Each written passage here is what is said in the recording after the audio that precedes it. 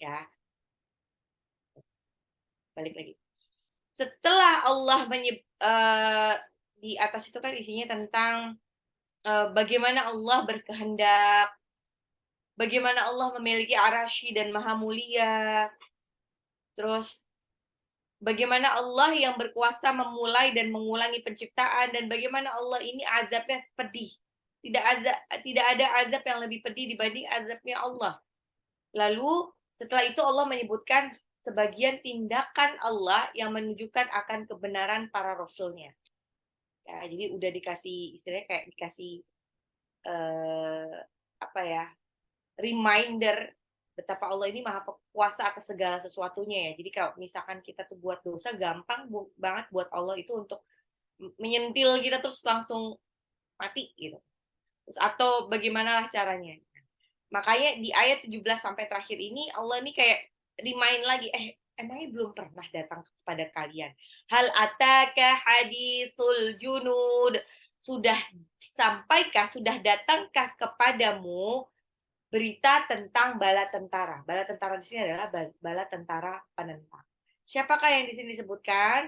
Bala tentara penentang itu Fir'aun wa Samud. Fir'aun dan Samud. Kaum Fir'aun dan kaum Samud. Kenapa disebutkan bala tentara penentang ini? Contohnya adalah Fir'aun dan Samud. Sebenarnya masih ada bangsa lain ya. Ada bangsa Sodom, ada kaum Ad. Ini adalah uh, kaum-kaum yang dibinasakan Allah karena mereka tidak mau beriman kepada Allah. Ya. Kenapa di sini contohnya Samud sama Fir'aun? Karena kaum Nabi Samud ini, kaum Samud ini adalah kaumnya Nabi Soleh. Kaum Nabi Soleh. Kaum Nabi Soleh nanti ini diceritakan ya bahwa kaum Nabi Soleh ini. Waalaikumsalam warahmatullahi wabarakatuh. Bisa ceritakan dulu.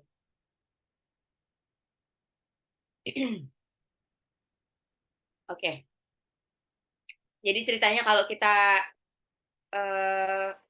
lihat Nabi Soleh ini kan diutus sama Allah Subhanahu wa taala. Waktu itu Nabi Soleh diutus oleh Allah Subhanahu wa taala untuk menyampaikan ajaran kepada kaum Samud. Jadi kaum Samud ini adalah kaum yang senang berfoya-foya, mabuk-mabukan, berzina, gampang banget melakukan kemaksiatan. Nah, Nabi Soleh alaihi salam ini mengajak kaumnya untuk bertakwa. Nah, ini ada di surah Hud, di surah Hud ayat 61. Hai kaumku, sembahlah Allah. Sekali-sekali tidak ada bagimu Tuhan selain Allah. Dia telah menciptakan kamu dari bumi, tanah, dan menjadikan kamu pemakmurnya. Karena itu mohonlah ampunannya, kemudian bertobatlah kepadanya. Sesungguhnya Tuhanku amat dekat rahmatnya, lalu lagi memperkenankan doa hambanya. Itu kata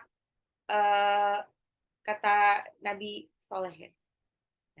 Apa yang terjadi kaum Samud ini justru marah dan menjawabnya sebagai berikut.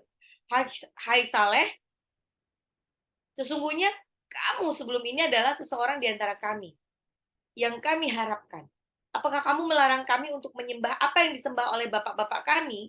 Sesungguhnya kami ragu dan khawatir terhadap agama yang kamu serukan kepada kami. Nah, jadi kaum Samud ini menolak untuk menerima ajaran Nabi Saleh alaihissalam. Ya, terus Nabi Saleh alaihissalam kemudian memohon kepada Allah untuk memberikan mukjizat biar kaum Samud ini percaya kepadanya. Apa ini ada suara? Ya. Nah, gimana caranya kaum Samud ini susah untuk diberi apa ya, didakwahin gitu, karena dianggapnya Nabi Soleh ini yang nggak jauh beda sama mereka, sama-sama manusia biasa kok, tiba-tiba dia justru mengajak mereka jalan kebenaran, jalan Islam gitu kan, bertauhid kepada Allah, padahal Nabi Saleh ini sama seperti kaum Samud. Lalu Nabi Saleh alaihissalam ini diberikan mukjizat. Mukjizat ini kayak permainan sihir lah, karena zaman dulu ini kan orang-orang itu masih jago, masih suka sesuatu yang klinik-klinik gitu lah. Zaman dulu ya. sesuatu yang sihir. Nah, Nabi Shallallahu Alaihi Wasallam ini diberi mukjizat sama Allah. Saya tanya mukjizatnya itu berupa kan karena waktu itu kaum kaum Samud ini kan kayak kayak nantangin gitu, nantangin Nabi Saleh. Nabi Saleh, kamu kalau emang bener Tuhanmu itu adalah Tuhan yang keren, yang maha kuasa atas segala sesuatu, fa'alul lima yurid. Coba deh, tolonglah, coba keluarkan kamu, keluarkan sapi betina uh, dari batu besar. Dari batu besar itu kan kayak aneh banget gitu kan. Dan ini memang orang-orang apa kaum Samud ini emang sengaja nantangin Nabi Saleh. Maksudnya biar ya kalau namanya nantangin itu kan sesuatu yang hampir mustahil untuk dilakukan kan. Gitu, hampir mustahil untuk dilakukan. Nah, terus akhirnya dengan seizin Allah keluarlah itu sapi sapi beti kok sapi betina sih unta betina unta betina dari unta betina yang sudah istilah tinggal melahirkan lah udah hamilnya tuh udah isyaru otilat udah lebih dari 10 bulan tinggal melahirkan si unta betina. Kira dengan seizin Allah Nabi Soleh ini berhasil mengeluarkan unta betina.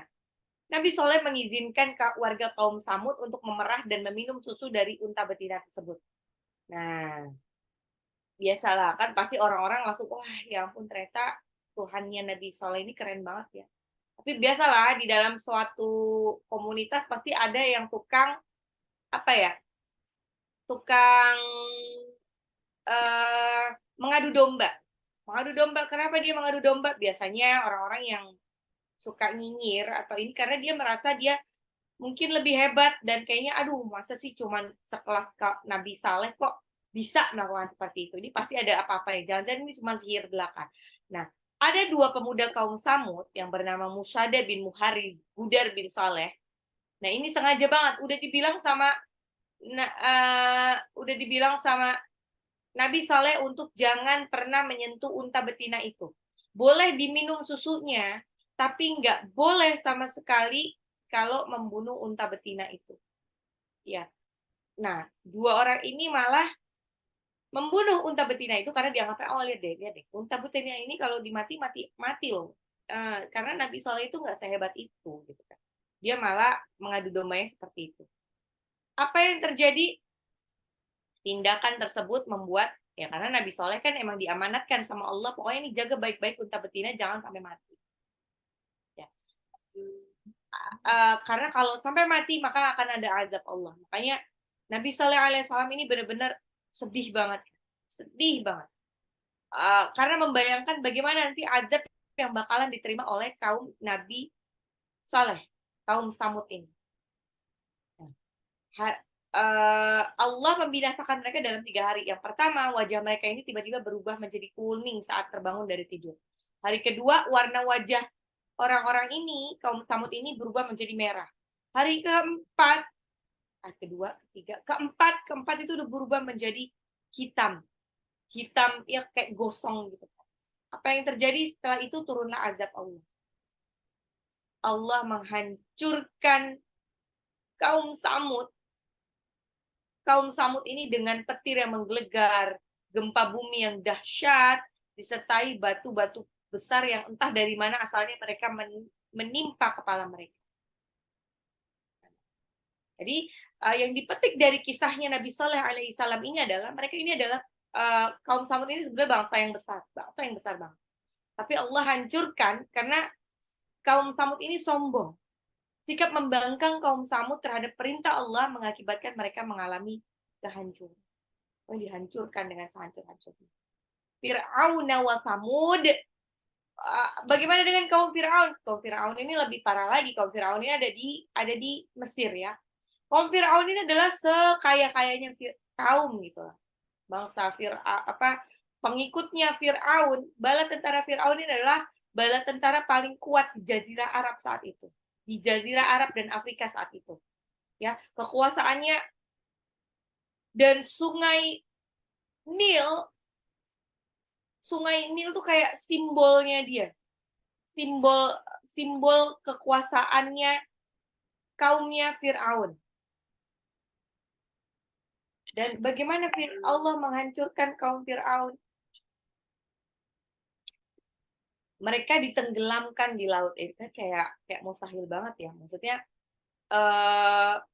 daerah kekuasaannya dia meliputi Sungai Nil itu semuanya punya dia, Laut Merah itu sebenarnya punya dia. Nah, Allah justru menenggelamkan Fir'aun di Laut Merah. Raja Fir'aun dan bala tentaranya tenggelam di Laut Merah. Gara-gara apa? Gara-gara mereka mau mengejar Nabi Musa alaihissalam, ya. Nabi Musa alaihissalam dengan seizin Allah menggunakan tongkatnya itu mengubah lautan tuh jadi bisa dilalui gitu, jadi kayak jembatan. Tapi pas mereka Nabi Musa dan para pengikutnya yang cuma sedikit itu selesai sampai nyebrang ke seberang, baru Allah jadikan lautan itu kembali menjadi laut. Padahal kan maksudnya bala tentaranya Firaun tuh semua bisa sihir semuanya. Bani Israel ini kan jago banget sihir. Tapi Allah binasa. Ini Allah kayak nyindir itu. Nyindirnya, hal ataka hadithul junud, sudah sampaikah kepadamu berita tentang bala tentara. Bala tentara yang siapa? Fir'aun wa Thamud. Fir'aun wa Thamud. Ya. Kalau kita lihat lagi di surah Al-Kahfi itu ayat 54 ya. Walaqad sarrafna fi hadzal qur'ani lin-nasi min kulli masal wa kana al-insanu aktsara syai'in jadala. Di situ disebutkan, dan sungguh kami telah ulang-ulang permisalan di dalam Al-Qur'an.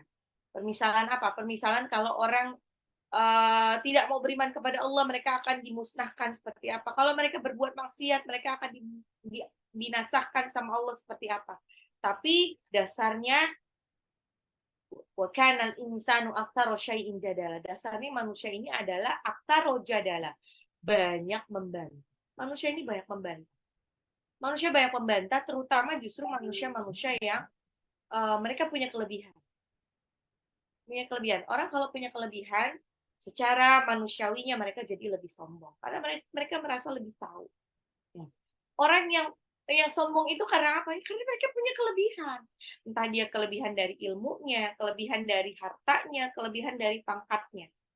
Nah, kalau biasanya orang kalau nggak punya kelebihan apa-apa, ya mereka nggak ada alasan untuk sombong.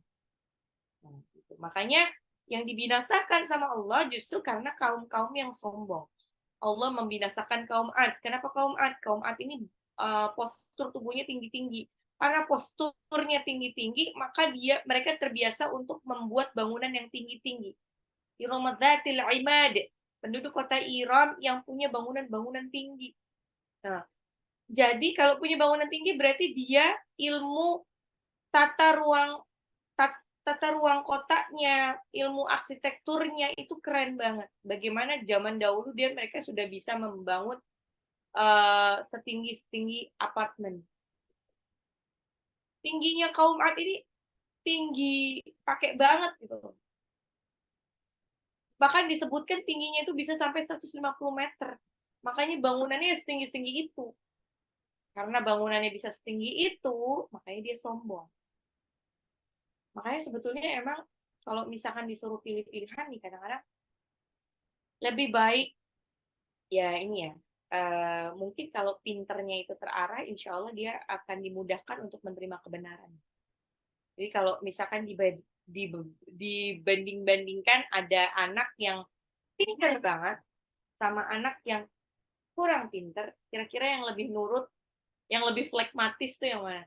Yang anak yang kurang pintar. Anak yang pintar, dia akan lebih banyak membantah. Karena dia punya argumen.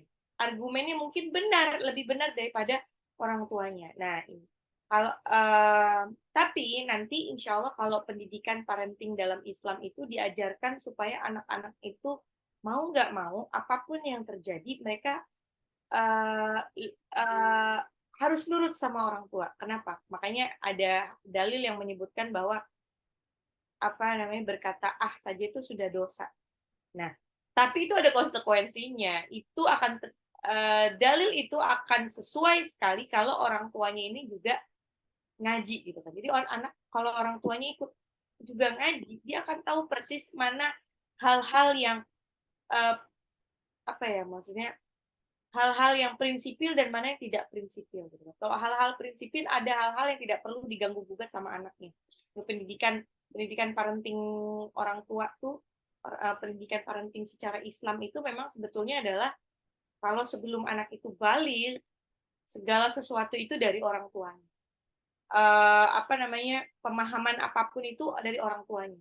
Nah, makanya orang tuanya harus ngaji. Kalau nggak ngaji, khawatirnya yang disampaikan itu adalah hal-hal yang justru bukan prinsipil, hal-hal yang tidak berupa sesuatu yang prinsipil ya, sesuatu prinsipil. Kayak uh, tentang tauhid, tentang adab, itu sebenarnya awalnya justru diajarkan dari keluarga, dan itu berarti dari ibu, dari orang tua. Kalau parenting modern, biasanya kan banyak mengajarkan iklim demokrasi itu harus sudah diterapkan pada waktu masih kecil gitu kan, dari dia masih kecil, dari bahkan kalau parenting modern tuh kayak pokoknya nih anak terserah dia mau memilih apa, mau pakai baju apa, dia mau makan apa, pilih apa. Padahal kalau parenting Islam justru di awal-awal itu orang tua dulu yang mengarahkan, karena anak kan belum tahu dia baik dan benar, usia sebelum balik tuh belum tahu mana yang baik dan mana yang benar, termasuk dengan adab terhadap makanan. Bolehlah orang tua mungkin uh, uh, apa ya tahu makanan kesukaan anak tuh yang mana, maka suatu ketika uh, diberikan makanan kesukaan anak. Tapi adabnya adalah sebetulnya sampai dewasa ya, adab menghadapi makanan gitu kan. Jadi kalau makanan sudah dihidangkan, adabnya itu ada dalilnya, kita tidak boleh mencela makanan. Jadi istilahnya makan aja gitu. Makan aja dengan penuh rasa syukur. Nah, itu yang perlu dibiasakan sebetulnya. Itu hikmahnya kenapa orang tua itu tidak membebaskan semua pilihan kepada anak. Kalau kita terbiasa membebaskan semua pilihan kepada anak, jangan kaget kalau naudzubillah min zalik suatu hari anak itu bilang, Bunda, Mama, aku kayaknya nggak sesuai lagi dengan Islam deh, aku kayaknya mau masuk agama lain deh. Atau Bunda, Mama, aku kayaknya terperangkap dalam tubuh yang salah deh. Padahal dia laki gitu, tapi dia merasa dia lebih cocok menjadi perempuan. Nah, bilang misalnya kenapa? Karena dari kecil sudah dibiasakan untuk berpendapat sendiri. Dari kecil tidak boleh dibiasakan untuk berpendapat sendiri. Justru sudah diarahkan, nggak apa-apa. Justru sebelum dia balik, orang tua itu bersifat otoriter demi kebaikan. Ya, tapi dengan syarat orang tuanya juga harus ngaji, gitu kan. Jangan sampai yang diotoriterkan adalah sesuatu yang justru melanggar agama. Jadi anak itu akhirnya terbiasa kan. Jadi membedakan mana yang baik dan benar. Dan tetap orang tua walaupun memaksakan kehendak, tetap diberikan alasan kenapa harus seperti ini. Dengan dalil-dalil kalau perlu. Makanya kalau dengan dalil-dalil kan berarti orang tuanya harus ngaji juga. Oh, ini jadi nyambung kemana-mana. Hal ada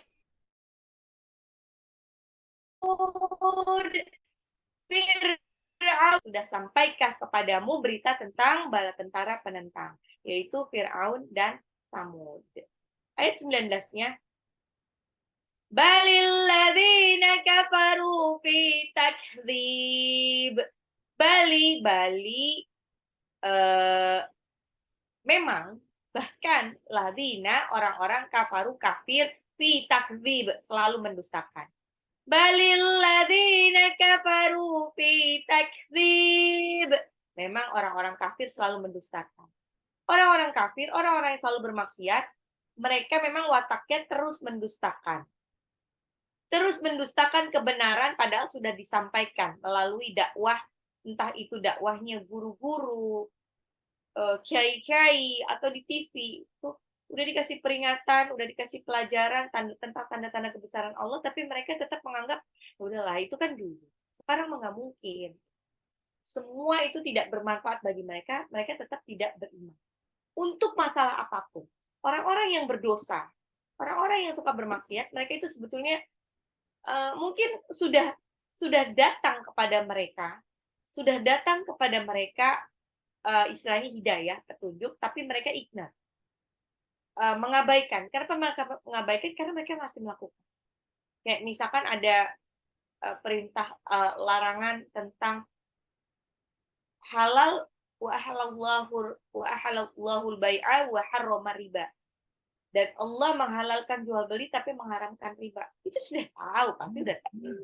Tapi kemudian akhirnya mereka bertemu dengan cicilan, mereka harus nyicil sesuatu, entah itu apapun, mereka akhirnya, udahlah, zaman sekarang mah nggak mungkin kalau nggak nyicil, gitu. Ya emang harus nyicil, kalau nggak nyicil nggak akan bisa punya, gitu kan. Nggak akan punya barang. Berarti kan ini mereka kayak mendustakan kebenaran yang ada di dalam Al-Quran. Dianggapnya perintah itu hanya relevan zaman dahulu, tapi zaman sekarang tidak relevan lagi.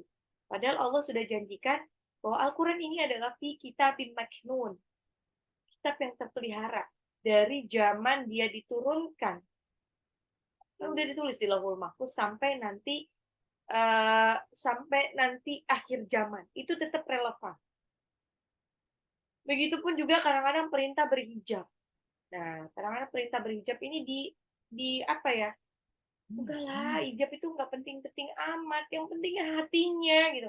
Hatinya udah baik, yang penting hijabnya hatinya dulu dihijabin. Kalau memang hatinya dulu dihijabin sudah cukup untuk memenuhi syariat. Kalau begitu kalau meninggal nggak usah lah dipakai dipocongin. Yang penting kan hatinya baik. Cukup aja lah dia dipakein baju kebaya misalkan dengan kebaya menutup aurat ya, menutup aurat tangan. Kebaya dengan kain kebangsaan. Kenapa nggak begitu aja? Jadi lagi-lagi bilang nih, orang yang memakai hijab memang belum tentu baik. Belum tentu orang baik. Tapi orang yang memakai hijab sudah pasti dia muslimah. Itu sudah. Dan perintah yang tidak bisa diganggu gugat dari seorang muslimah itu adalah dia harus memakai hijab. Dan ini perintahnya bukan hanya ada di hadis gitu kan. Tapi perintahnya ada di dalam Al-Qur'an. Al-Qur'an Al-Qur'an surah Al-Ahzab ayat 59, di surah An-Nur ayat 31, bahkan di surah Al-A'raf ayat 26. Itu disebutkan pakaian menutup aurat. Pakaian yang paling baik di mata Allah adalah pakaian takwa. Pakaian takwa itu adalah pakaian apa? Pakaian yang menutup aurat. Tidak hanya menutupi kepala, tapi juga menutupi badannya. Jadi itu udah kayak kewajiban pakai banget buat muslimah. Jadi kayak memang pakaiannya muslimah. Jadi kayak kita berpakaian seperti biasa gitu. Kalau nggak berpakaian seperti itu berarti dia ya telanjang. Itu udah tidak bisa diganggu gugat. Nah, terus kalau pada kenyataannya ternyata banyak orang-orang yang berhijab. Orang-orang yang berhijab, qadarullahnya dia nyolong, jadi copet, atau dia korupsi, atau dia berzina, wallahu a'lam bishawab. Dan banyak contoh di sekitar kita orang yang berhijab itu baik, adabnya baik, terus dia punya pekerjaan yang halal, dia tidak berzina dan lain-lain sebagainya. Itu salah siapa? Nah, ya pertama yang jelas, setan itu tugasnya di dunia. Kenapa dia dipanjangkan usianya sampai nanti hari kiamat? Karena Allah pingin supaya setan ini mengumpulkan sebanyak-banyaknya jin dan manusia yang bakalan masuk neraka. Kenapa? Karena kebetulan Allah sudah menciptakan neraka. Sayang dong kalau nggak diisi. La'an jahannam minal jinnati wan nasi ajma'in. Allah udah terlanjur ini menciptakan neraka jahanam. Jadi Allah akan penuhi neraka jahanam itu dari golongan jin dan manusia. Dengan perantaraan siapa? Dengan perantaraan si syaitan, si iblis. Setan sama iblis emang tujuannya adalah menjerumuskan manusia dan jin untuk masuk neraka. Kalau ada dua perempuan, yang satu perempuan berhijab, yang satu perempuan tidak berhijab. Kalau perempuan tidak berhijab, otomatis dia sudah melanggar perintahnya Allah. Ya, sudah bilang muslimah itu harus berhijab, dia tidak berhijab. Berarti kalau dia melanggar sama perintah Allah, sudah pasti dia mendapatkan poin masuk neraka. Poin masuk neraka. Poin catatan amal keburukan. Kalau udah pasti dia masuk neraka, insya Allah masuk neraka. Maka siapa yang akan diincar sama syaitan dan iblis? Ya tentu yang berhijab. Karena berhijab ini dia sudah dapat, setidaknya dia sudah dapat tiket masuk surga. Tiket masuk surga. Gimana caranya supaya tiket masuk surganya ini gagal, akhirnya masuk neraka? Ya caranya adalah gimana dia menjerumuskan orang-orang yang berhijab ini. Supaya dia nolong, supaya dia berzina, supaya dia korupsi dan lain sebagainya. Nah gitu lah. Makanya godaan orang-orang yang mengikuti perintah Allah, godaan orang-orang yang berhijab, godaan orang-orang soleh, saya guru-guru agama atau siapa itu lebih berat dibandingkan godaan kita orang-orang biasa. Godaan pemimpin, bos-bos, presiden itu lebih berat dibandingkan kita orang biasa. Karena pasti Allah akan menurunkan setan yang lebih hebat untuk menjerumuskan mereka. Ya, jadinya kenapa orang-orang itu tetap berdosa? Karena mereka mendustakan kebenaran yang ada di dalam Al-Quran, kebenaran dari setiap dakwah yang disampaikan oleh para ulama. Mendustakan, ya. Bagi mereka, ya udahlah, nonsen. Bahkan mereka mungkin tidak percaya surga dan neraka. Kayak sampai ada lagunya, jika surga dan neraka itu tidak pernah ada. Ya, buat apa gitu kan? Mendingan senang-senang aja mumpung masih hidup, maksimalkan kesenangan di dunia. Ya, hati-hati dengan prinsip seperti itu. Justru kalau masih di dunia, kalau orang yang beriman, dia akan lebih hati-hati dalam menjalani hidup. Kalau orang yang beriman, sebelum dia pergi ke sana kemari ke luar negeri, dia akan lebih utamakan, insya Allah akan lebih utamakan untuk pergi ke tanah suci. Itu karena apa ya? Karena istilahnya untuk memulai perjalanan mereka memulai ke tanah suci. Nah kalau mungkin dulu-dulu kita tidak ngaji, sekarang insya Allah kita sudah banyak ngaji, kita tahu bahwa akhir dari perjalanan kita itu adalah kematian. Kematian itu kita akan masuk akhirat. Pastikan Bunda punya bekal akhirat yang baik. Jadi kalau Bunda sudah sering keluar negeri kemana-mana, pastikan ini jangan sampai malah ke tanah sucinya itu diabaikan dengan berbagai alasan. Ya Bunda ya, kita nggak tahu loh. Kita nggak tahu kita matinya kapan. Jangan sampai kita mati dalam keadaan udah sering bolak-balik ke luar negeri, tapi sekalipun belum pernah ke tanah suci. Kalau memang ternyata kita belum juga ke tanah suci, jangan-jangan mungkin Allah tidak berkehendak mengundang kita ke tanah suci. Hati-hati kalau Allah tidak mengundang kita, jangan-jangan ada yang salah dengan kita. Nah, lagi-lagi ke tanah suci atau tidak itu bukan semata-mata karena Allah tuh memampukan orang-orang yang sudah dipanggil. Bukan Allah memanggil orang-orang yang mampu. Kita lihat banyak orang-orang yang sudah mampu, dia sering bolak-balik ke luar negeri, dia punya rumah yang bagus tapi belum pernah diizinkan sama Allah untuk diundang ke tanah suci. Jangan-jangan ada something wrong. Ya, kenapa dia tidak diundang juga ke tanah suci? Dan bunda-bunda yang mungkin sekarang Instagramnya atau TikToknya, TikTok juga ada kebaikan juga ya, insya Allah banyak banyak tausiah-tausiah dari situ juga. Yang Instagramnya itu banyak tentang umroh atau haji, mungkin itu adalah salah satu pertanda bahwa bunda insya Allah sebentar lagi bakalan diundang sama Allah. Kayak dikasih fit-fit seperti itu. Pokoknya kalau niat baik tuh niat aja. Insya Allah Allah akan memudahkan. Balil ladzina kafaru fi takdzib wallahu min waraihim muhit. Wallahu padahal Allah Allah min waraihim waraihim dari belakang mereka muhit mengepung. Padahal Allah mengepung dari belakang mereka sehingga mereka tidak dapat lolos. Wallahu min waraihim muhit. Padahal Allah mengepung dari belakang mereka sehingga mereka tidak dapat lolos. Maksudnya apa? Maksudnya Allah ini maha kuasa, ilmu Allah dan kekuasaannya Allah itu meliputi mereka. Gampang banget buat Allah membinasakan mereka dengan sekali tiupan saja gitu. Jadi kalau kita berbuat maksiat, terus kok tidak diazab juga sama Allah, hidupnya fine-fine aja, itu bukan berarti Allah nggak ngeliat. Jangan-jangan kita emang masuk daftar list orang-orang yang bakalan masuk neraka secara mudah. Makanya nggak dikasih azab gitu. Dan kita berbuat dosa tetap aja dilenakan sama Allah, nggak langsung diazab. Kalau dibilang tadi. Allah bilang kan فَمَنْ يَعْمَلْ مِثْقَالَ ذَرَّةٍ خَيْرًا يَرَهُ وَمَنْ يَعْمَلْ مِثْقَالَ ذَرَّةٍ شَرًّا يَرَهُ.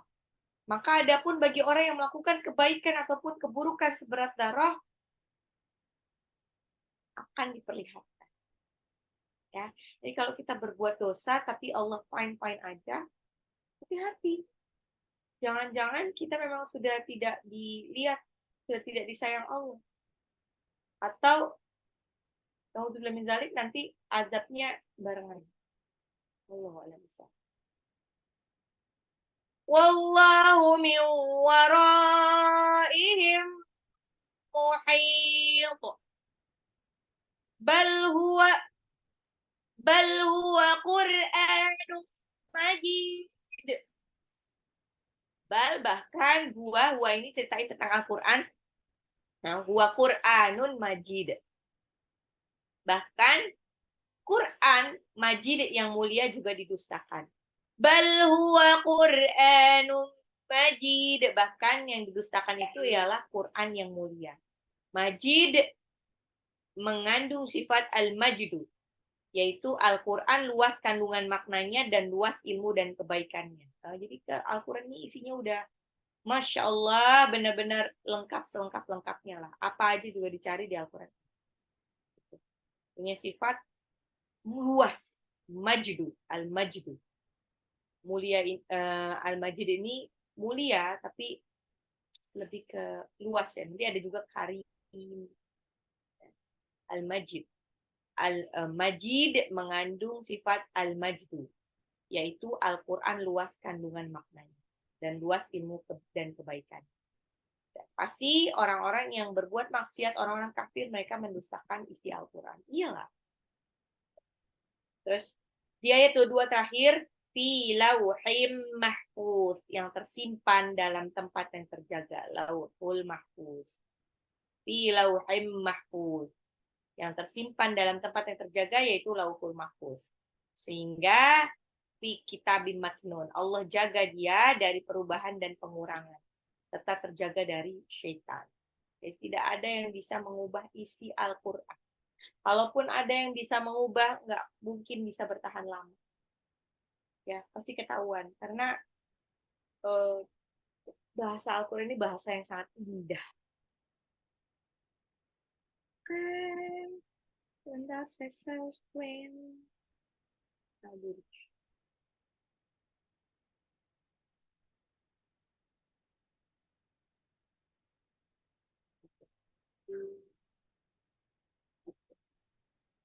Hal ataka hadithul junud. Hal ataka, taknya 2 harokat.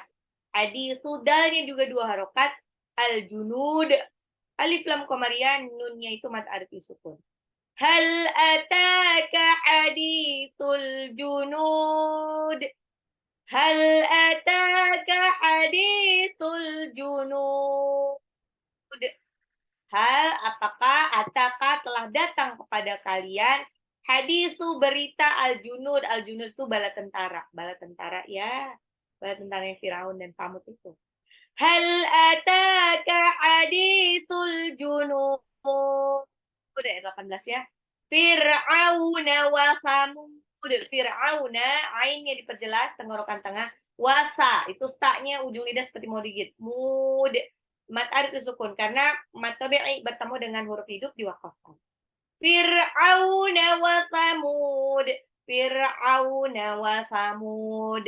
Fir'auna wa Samud. Hal ataka hadithul junud.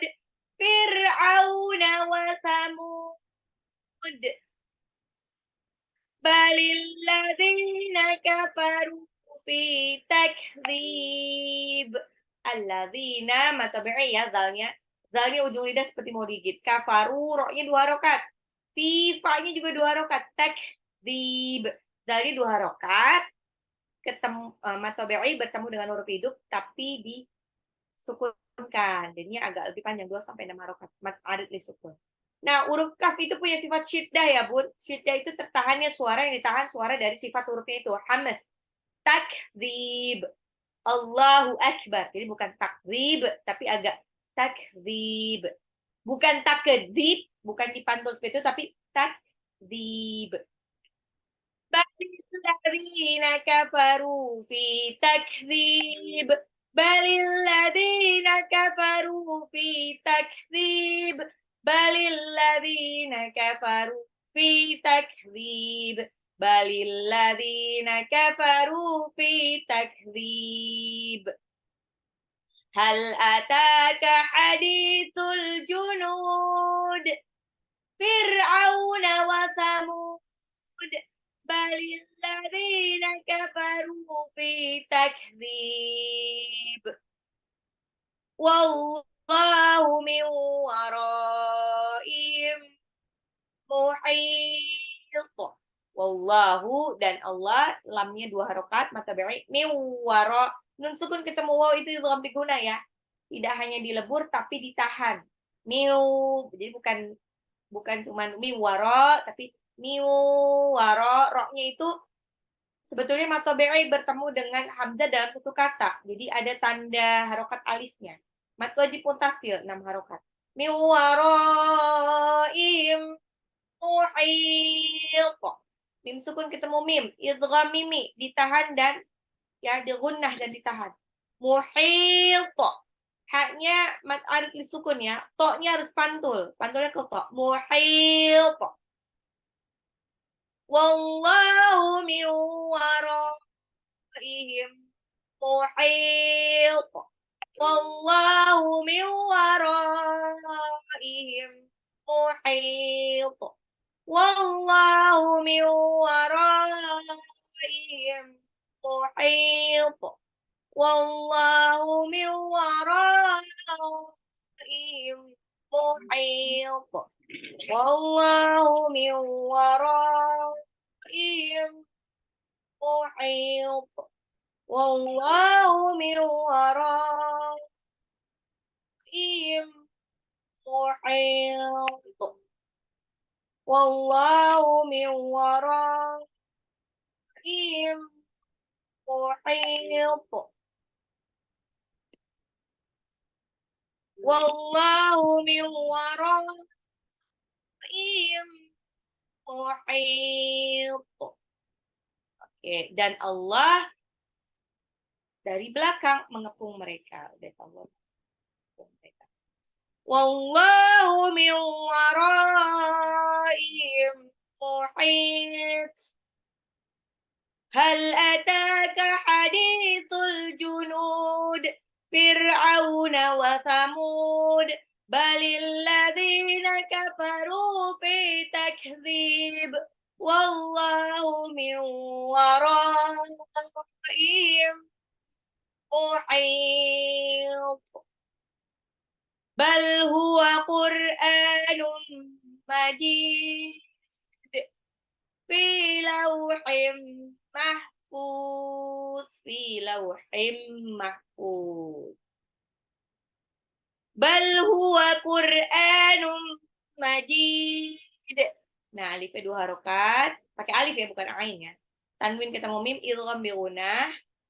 Majid, jimnya itu adalah mad alif disukun. Dalnya pantun. Bal huwa Qur'anun majid. Bal huwa Qur'anun majid. Bal huwa Qur'anun majid. Fi lauhim mahfuz. Fi lauhim mahfuz.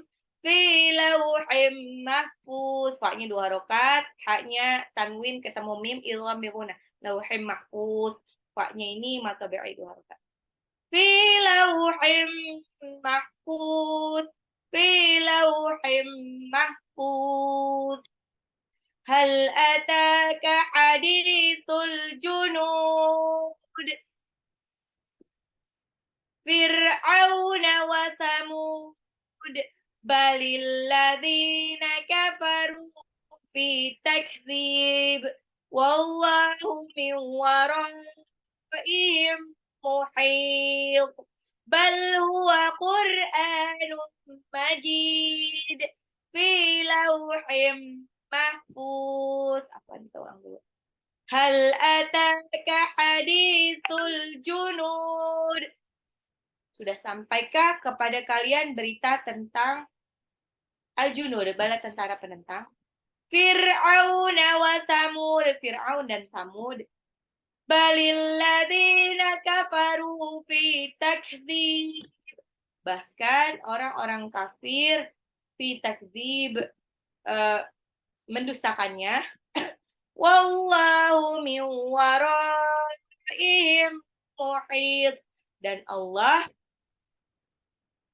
dari belakang mereka mengepung. Bal huwa Qur'anun majid. Bahkan mereka mendustakan Quran yang mulia. Fi lauhim mahfuz. Dalam lauhul mahfuz. Terpelihara dalam lauhul mahfuz. Dua-dua ayat selesai. Oke, Bunda. Apakah ada pertanyaan, Bunda? Bunda 888. Oke, Bunda, apakah ada pertanyaan?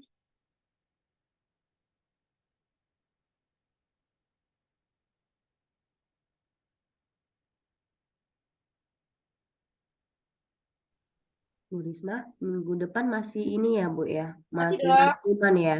Rangkuman. Insya Allah minggu depan. Jadi bunda-bunda mohon maaf untuk ketuanya, kalau anggotanya yang nggak Zoom, tolong konfirmasi dan japri ya. Soalnya yang hadir ini Zoom-nya itu sedikit sekali, cuma 88 orang ya.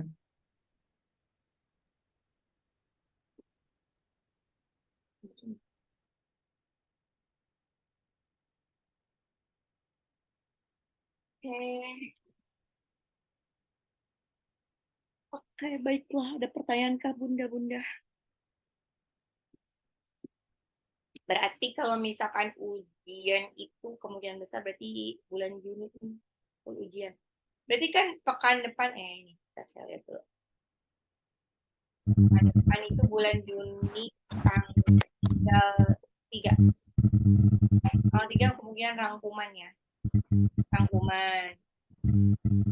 Kayaknya sih sepertinya ujiannya itu mungkin apa namanya agak slow but sure aja sih sampai akhir bulan ya. Jadi baru selesai mungkin tanggal 23. Oh, tapi tanggal 30 lebaran ya, Bu Jit. Karena kebetulan pada saat yang bersamaan ini ada geng lain juga yang ujian. Dan ujiannya dia panjang lagi. Maksudnya bareng sama Anissa. Jadi kayaknya kalau sehari berapa sih biasanya 2 orang? 2 grup ya? Kalau sehari 2 grup sih masih bisa. Tapi pokoknya dibuat ini aja sih. Mungkin harus ngikutin juga nih tata caranya Anissa nih. Jadi kan biasanya kalau awal-awal tuh suka ini rebutan mana yang duluan, mana yang belakangan. Oh enggak, biasanya belakangan ya. Nah, ini akan menyulitkan admin untuk memplot.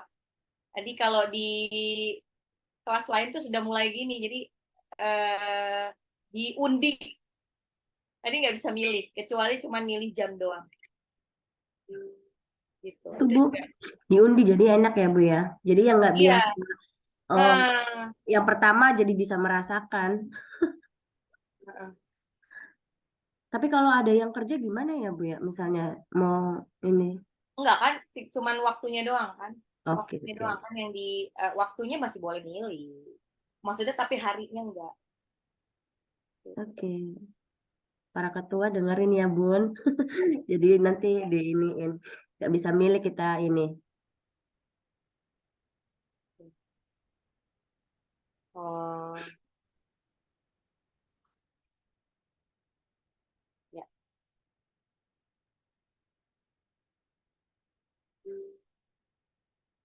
Oke. Oke, ada pertanyaan lagi Kak Bunda?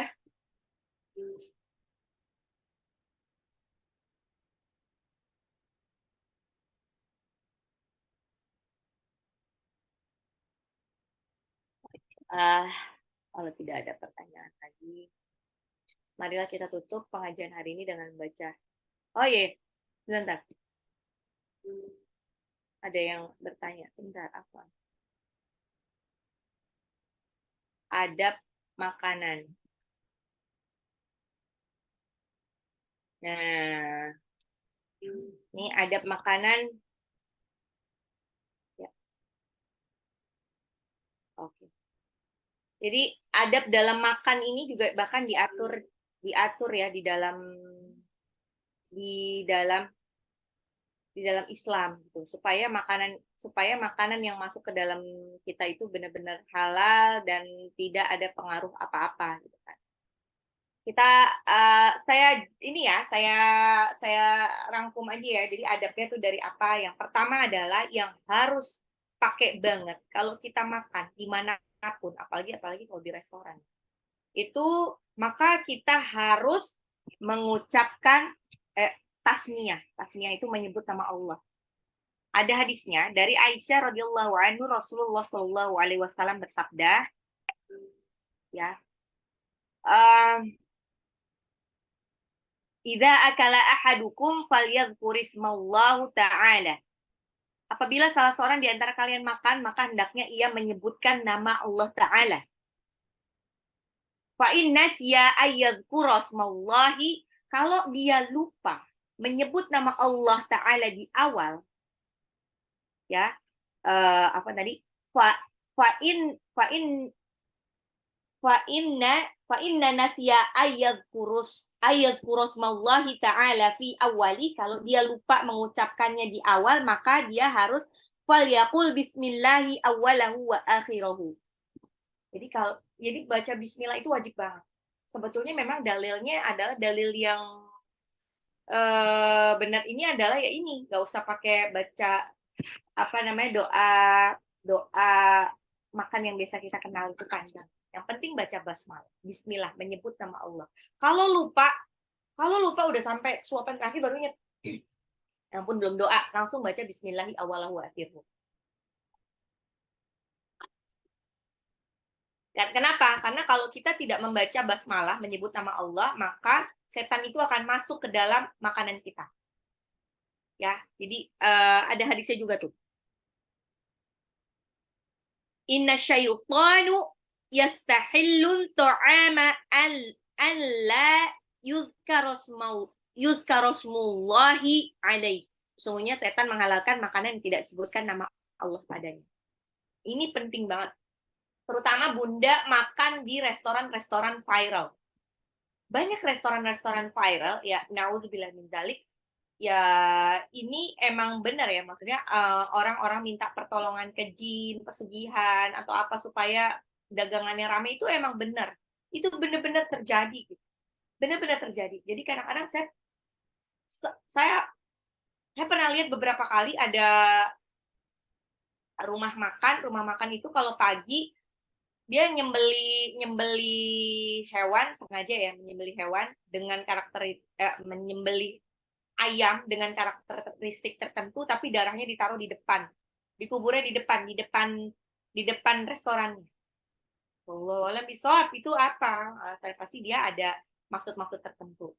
Nah, ada juga mungkin ritual-ritual khusus supaya makanan itu jadi laris di. Nah, banyak kan, jadi segala pakai tanah kuburan lah, atau di situ sengaja ada jin-jin gitu kan. Jadi insya Allah Bunda kalau makan di makanan viral yang katanya enak banget, tapi Bunda sudah baca basmalah, makanan itu insya Allah jadi hambar, jadi nggak enak sama sekali. Bunda pasti akan bertanya-tanya, jadi mana enaknya sih gitu. Pernah nggak Bunda ngerasain kayak gitu? Bunda ke bawah iklan, omongan orang bahwa di situ katanya makanannya enak. Nah ternyata Bunda makan di situ tetap pakai adabnya pakai basmalah, baca basmalah. Eh, Insya Allah itu nggak ngaruh. Si jin tuh nggak akan masuk ke dalam tubuh kita. Langsung mental. Akhirnya makanannya jadi hambar, gak enak sama sekali. Kayak gitu. Itu hikmahnya.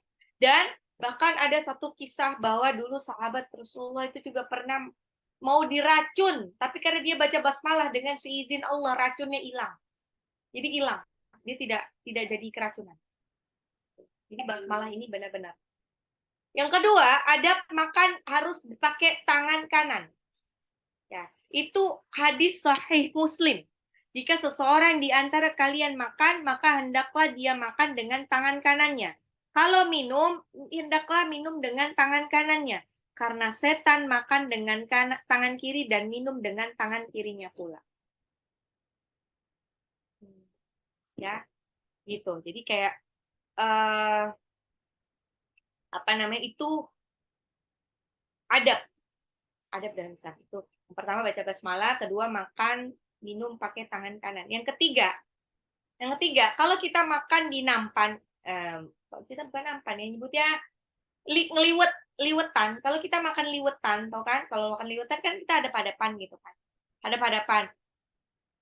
Adabnya adalah dari Umar bin Abi Salamah, Rasulullah SAW itu pernah bersabda, ya gulamu samullah wa kul biyaminika wa kul mimma yalaik.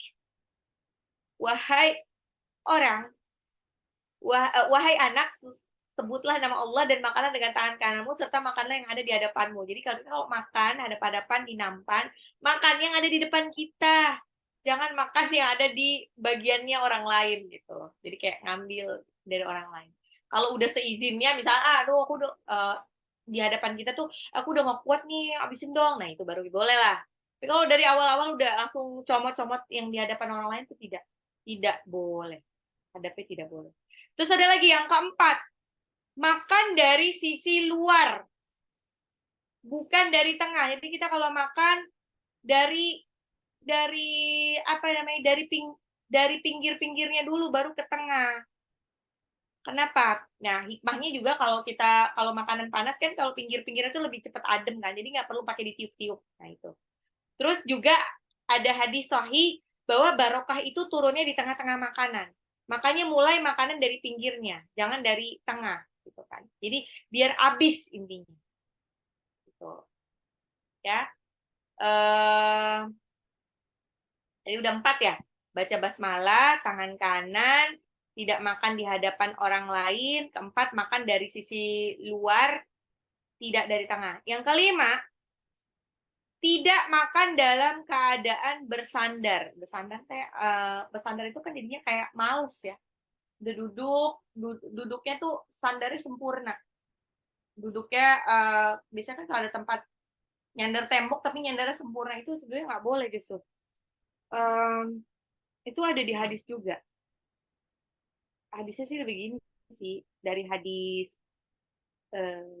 diriwayatkan sama hadis Abu Juhaifah, pokoknya bunyinya, adapun saya tidak suka makan sambil bersandar.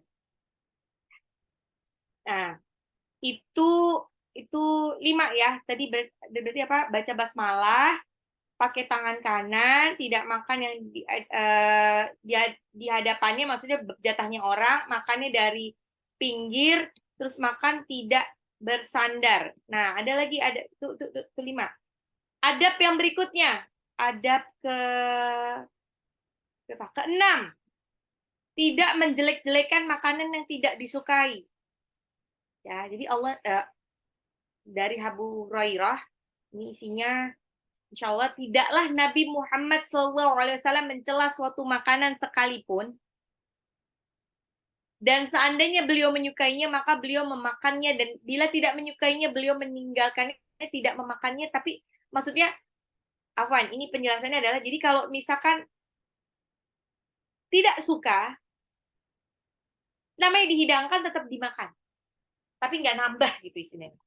Jadi makan. Jadi kalau misalnya disuruh nambah lagi, enggak. Terima kasih gitu aja. Tapi tetap dimakan. Maksudnya adalah apa? Supaya tidak menyakiti hati dari yang menyediakan. Itulah kenapa ya Rasulullah SAW itu benar-benar dicintai sama istri-istrinya. Kenapa? Karena nggak pernah mencela, istrinya nggak bisa masak juga rasanya diratukan sama Rasulullah. Kan Rasulullah tuh mau dia keasinan, mau nggak enak, tetap dimakan. Tapi paling bilangnya dimakan saat itu, tapi paling besok jangan makan yang itu lagi ya gitu, kayak gitu, baru nanti sadar gitu. Jadi kalau pas awal-awal mah tetap dimakan. 6 ya tadi ya. Ulang lagi, ini boleh juga dicatat. Membaca tasmiyah, membaca menyebut nama Allah, basmalah, terus pakai tangan kanan, tidak memakan yang ada di hadapan orang lain, memakannya dari pinggir ke tengah, makannya tidak sambil bersandar. Yang ke-6, tidak menjelek-jelekan makanan yang tidak disukai. Yang ke-7, salah satu adab hikmahnya lagi adalah, jadi sebelum parenting modern mengajarkan tentang diplomasi meja makan di keluarga, Islam sudah mengajarkannya terlebih dahulu. Ya. ke-7, makan secara bersama-sama dan tidak makan sendirian. Jadi ceritanya waktu itu ada yang cerita, Wahsy bin Harb dari ayahnya, dari kakeknya, bahwa para sahabat Nabi Sallallahu Alaihi Wasallam itu pernah bilang, ya Rasulullah, sesungguhnya kami makan dan tidak merasa kenyang. Lalu Rasulullah bersabda, kemungkinan karena kalian makan sendiri-sendiri. Mereka menjawab, ya. Beliau bersabda, hendaklah kalian makan bersama-sama dan sebutlah nama Allah, maka kalian akan diberi berkah padanya. Pernah ngerasain nggak? Makan sendiri-sendiri sama makan bareng-bareng, enakan mana? Makan bareng-bareng. Even makannya itu cuman makan yang sederhana, kalau makan bareng-bareng sama anak, sama suami, sama teman-teman, itu jadi kayak lebih semangat, lebih happy, dan lebih kenyang. 7. 8. Adabnya, tidak membiarkan suapan makanan yang terjatuh. Gitu. Jadi bahkan kayak misalnya jatuh cuma di ubin aja gitu. Apabila suapan makanan salah seorang di antara, ini tiba-tiba ada yang japri saya, yuk makan bareng. Apabila suapan makanan salah seorang di antara kalian jatuh, ambillah kembali, lalu buang bagian yang kotor dan makanlah bagian yang bersih. Jangan dibiarkan suapan tersebut dimakan setan. Jadi kayak istilah belum 5 menit gitu. Itu udah ada duluan di dalam Islam. Ya kalau misalnya jatuhnya cuma buah gitu kan masih bisa diusap ya. Kan lah. Insya Allah ada keberkahan. Ya asal jangan jatuhnya ke tempat sampah aja. Tapi insya Allah orang kalau adab yang benar makan tuh nggak di tempat sampah, makannya di tempat yang suci. Yang ke-9, menjilat tangan sebelum mencuci atau mengusapnya. Masya Allah, ini adalah salah satu dari hikmahnya. Makanya kenapa makannya itu kayak tangan. Karena biar semuanya bersih, nggak ada yang tersisa sama sekali. Karena siapa tahu sisa dari sebutir nasi yang tersisa itu adalah yang membawa dia masuk ke surga. Ada keberkahan di situ. Gitu. Yang ke-10, jangan lupa sudah diberikan makan sama Allah, memuji Allah dan berdoa berdoa sesudah makan. Intinya adalah ini ada hadisnya, alhamdulillahilladzi at'amani hada wa razaqani min ghairi haulin minni wala quwwatin. Aduh, terus ada yang bilang, aduh susah bilang apa? Nggak hafal, cukup aja bilang alhamdulillahirabbil alamin. Udah cukup. Itulah Islam itu bukan agama yang ribet. Intinya kan baca doa itu cuman basmalah sama alhamdulillah lah. Sama istighfar, dibanyak-banyakin istighfar. Yang ke-11, mendoakan orang yang menyajikan makanan. Doanya gimana? Misalkan kadang-kadang kita doa cukup jazakillah khair, itu nggak apa-apa sebetulnya. Ada juga doa yang dianjurkan tuh, Allahumma Allahumma at'im man at'amani wa asqi man asqani. Ya Allah, berilah ganti makanan kepada orang yang memberiku makan kepadaku, dan berilah minuman kepada orang yang memberi makanan kepadaku. Masya Allah. Itulah kenapa traktir orang, ngasih makan orang ini pahalanya besar. Even itu yang ditraktir bukan orang yang kelaparan. Apalagi orang yang kelaparan. Makanya memberi makan orang yang berpuasa itu kan pahalanya gede kan. Terus bahkan tidak suka memberi makanan orang miskin, itu bakalan nggak masuk surga. Wala yahadduna ala ta'amil miskin. Itu salah satu contoh orang-orang yang tidak masuk surga karena dia tidak suka mendorong orang-orang untuk memberikan makan kepada orang miskin. Jadi sebetulnya traktir orang ini mesti traktir makan terutama ya. Jadi daging, asalkan uang yang buat traktir itu halal, makanan yang dibeli itu halal, insya Allah ini pahalanya besar. Apalagi traktir orang yang udah ngaji. Orang kalau udah ngaji kan pasti dia kalau dikasih apa-apa kebaikan pasti balasnya jazakillah khair gitu kan. Sebaik-baik balasan dari Allah ya buat kamu ya gitu, didoain. Nah gitu, itulah kenapa traktir orang-orang yang solehah ini pahalanya banyak karena didoain lagi. Apalagi ngasih makan orang-orang yang lagi hafalan Quran, Masya Allah, jadi sengaja banget sebelum acara hafalan Quran, makan dulu. Even makannya itu makan yang ringan-ringan, kasih minum. Karena kalau nanti di majelis itu setelah hafalan Quran, ya, dan asupannya itu adalah asupan dari rezeki yang kita berikan ya, entah itu makanan atau minuman, akhirnya apa? Akhirnya nanti kita tuh tetap dapat andil dari hafalan Quran yang dia dapatkan. Sampai kapanpun hafalan Al-Quran pada tanggal segitu, kita kecipratan juga pahalanya. Karena kita udah ngasih makan, ngasih minum.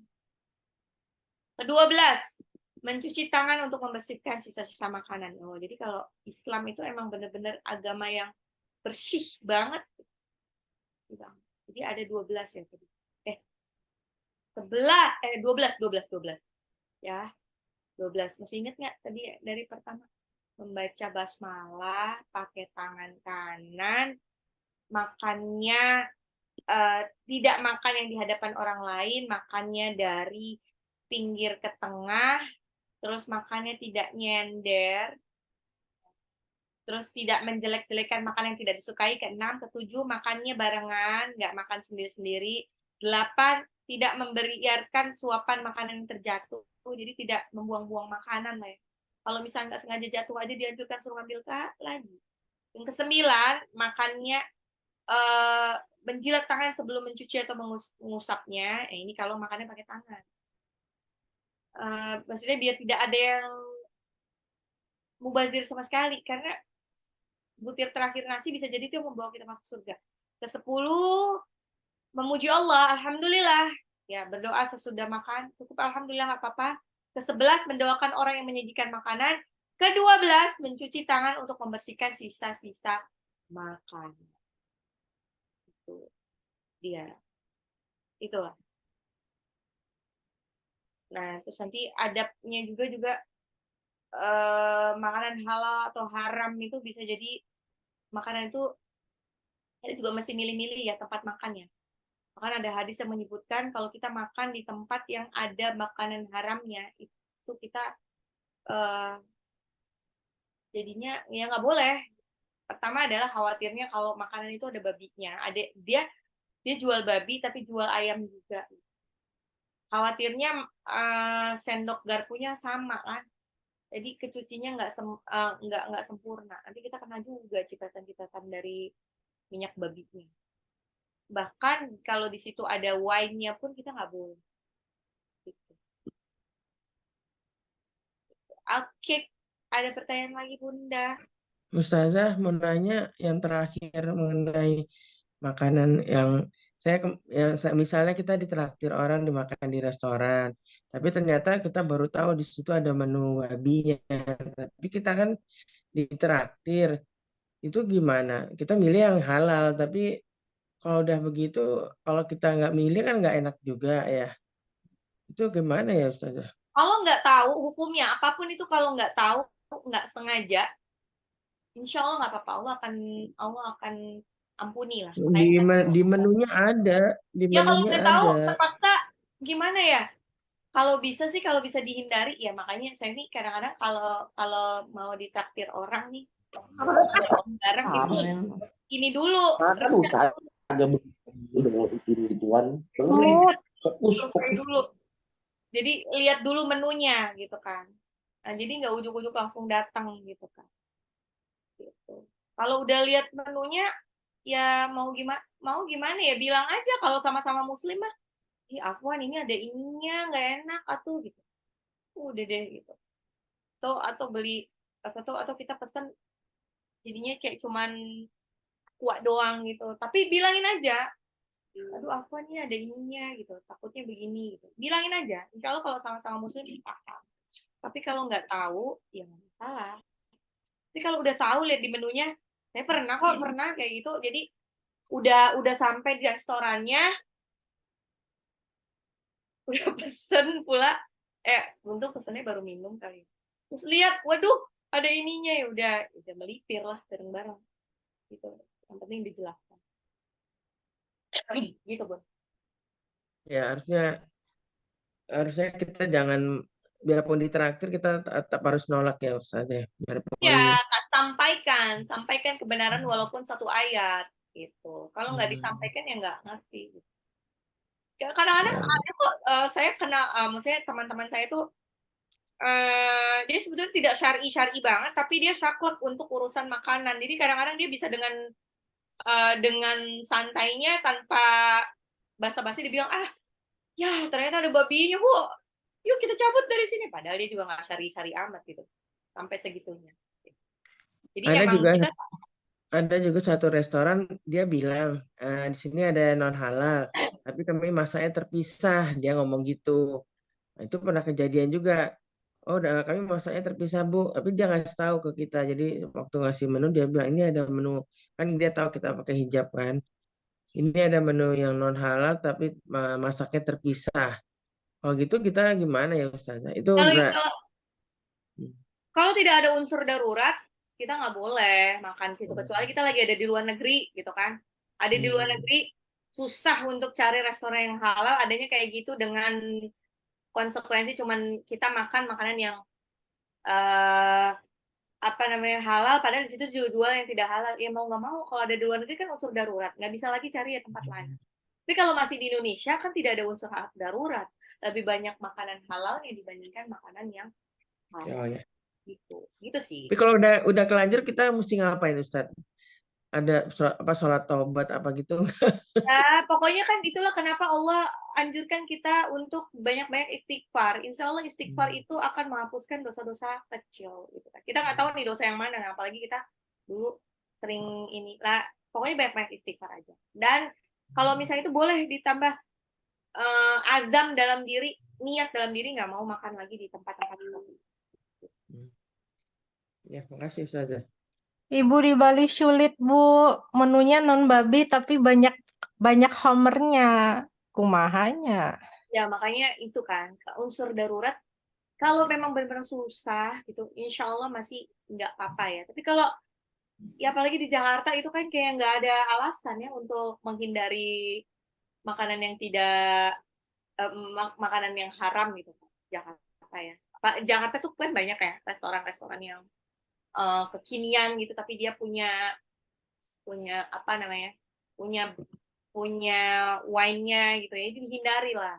Nih kadang-kadang nih sering nih, tahu ini nggak,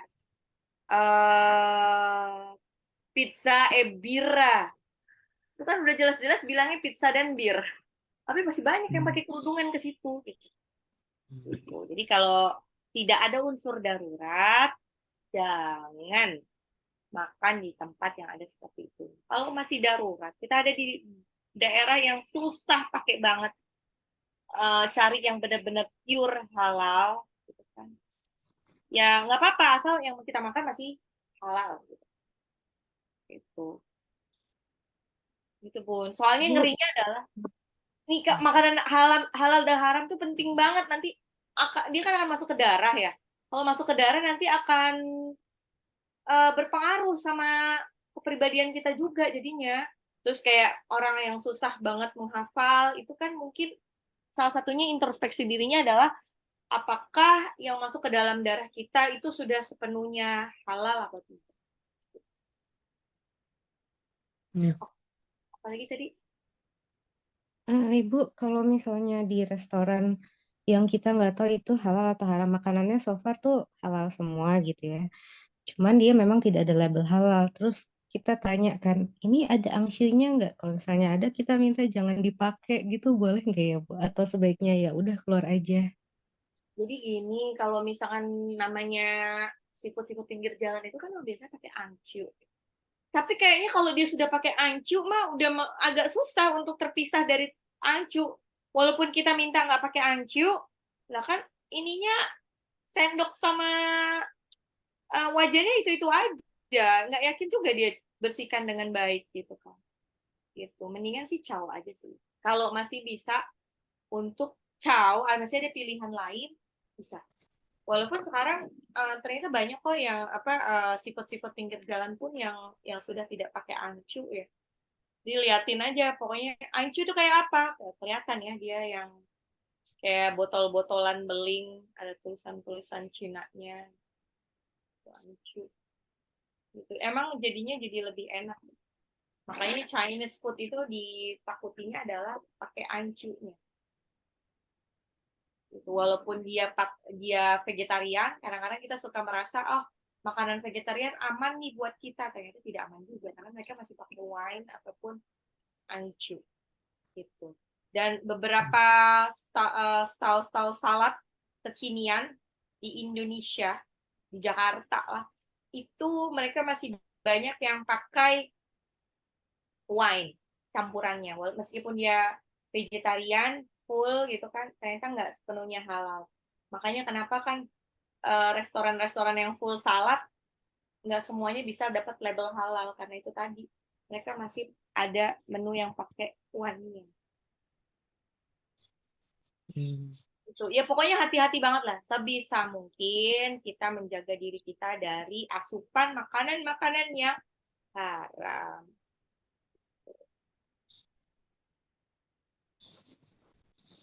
Ya. Wih, Bu Yanti udah sambil jogging aja ini. Masya Satu Allah. lagi, Bu Risma boleh tanya, dalam adab makan tuh makanan harus dihabiskan tuh ada nggak sih? Kalau ada orang yang makan kan nggak dihabiskan, itu sebenarnya harus dihabiskan apa gimana? Ada nggak ada? Sebetulnya adalah keberkahan dalam satu makanan itu memang ada pada suapan terakhir. Yang bisa memasukkan kita ke surga atau ke neraka justru pada suapan terakhir. Memang adabnya sebetulnya dianjurkan untuk menghabiskan makanan. Makanya baiknya memang kalau di dalam itu adalah lebih baik makan prasmanan. Dan makan prasmanan dia harus bertanggung jawab sama yang diambil. Makanya keren kadang-kadang kalau di restoran-restoran luar itu mereka sudah ada ini loh, sudah ada charge denda kalau terutama yang all you can eat itu kan denda kan. Jadi dia kalau tidak menghabiskan malah dia didenda berapa mahal. Itu keren itu. Itu berarti dia sudah paham tentang. Jadi kadang-kadang kita suka nafsunya aja. Saya tuh suka kasihan kalau misalnya di acara-acara pernikahan gitu kan. Wedding gitu orang tuh wah, ada makan apa gitu kan. Terus kayak semuanya pengen dimakan, diambil ternyata nggak enak terus ditinggal gitu aja, ya Allah, itu sedih banget. Jadi kita biasakan untuk menghisap diri sendiri gitu. Kita mampu nggak menghabiskan itu? Kira-kira enak nggak? Mendingan ngambil dikit terus nambah terus dibandingkan ngambil banyak tapi dibuang. Gitu. Ya. Itu apalagi kalau kita makan di apa ya, all you can eat itu kayaknya kalau nggak terlalu doyan-doyan makan makanya sayang ya. Sayang. Ya, makasih Ustazah. Oke, ada pertanyaan lagi?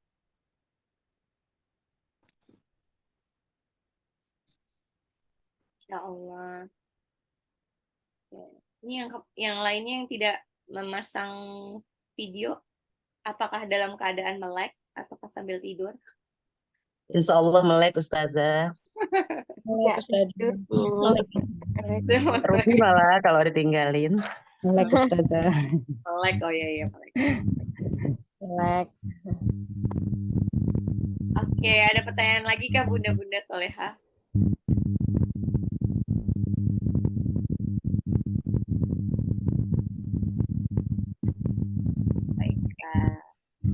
Baiklah Bunda, kalau tidak ada pertanyaan lagi, marilah kita tutup pengajian hari ini dengan membaca hamdalah, alhamdulillah, dan doa penutup majelis.